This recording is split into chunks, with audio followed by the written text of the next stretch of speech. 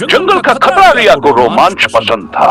वह अपने दोस्तों के साथ जंगल घूमने गई थी, लेकिन तस्वीरें लेने के चक्कर में सबसे पीछे रह गई। चारों ओर घना जंगल था और अचानक एक झाड़ी में हलचल हुई। रिया ने उधर देखा तो उसकी सांसें थम गई। एक बड़ा खतरनाक शेर उसकी ओर देख रहा था। रिया का दिल तेजी से धड़कने लगा। शेर धीरे धीरे उसकी ओर बढ़ने लगा। उसके नुकीले दांत चमक रहे थे और आंखों में शिकार की भूख थी।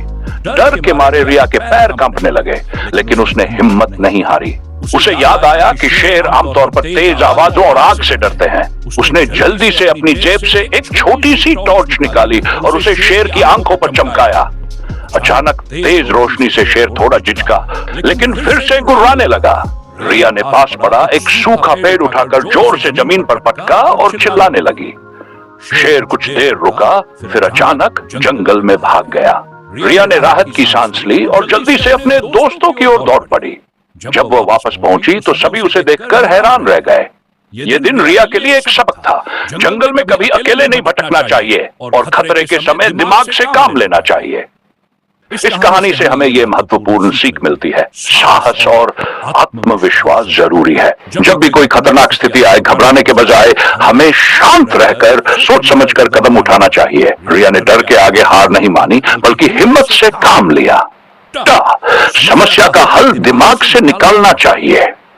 किसी भी मुसीबत से बचने के लिए शारीरिक ताकत से ज्यादा दिमाग का सही इस्तेमाल जरूरी होता है।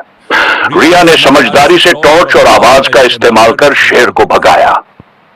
3. जंगल या अनजान जगहों में सतर्क रहना चाहिए। अनजान और खतरनाक जगहों पर कभी अकेले नहीं जाना चाहिए। अगर हम सतर्क रहे और अपनी सुरक्षा का ध्यान रखें तो हम खतरों से बच सकते हैं।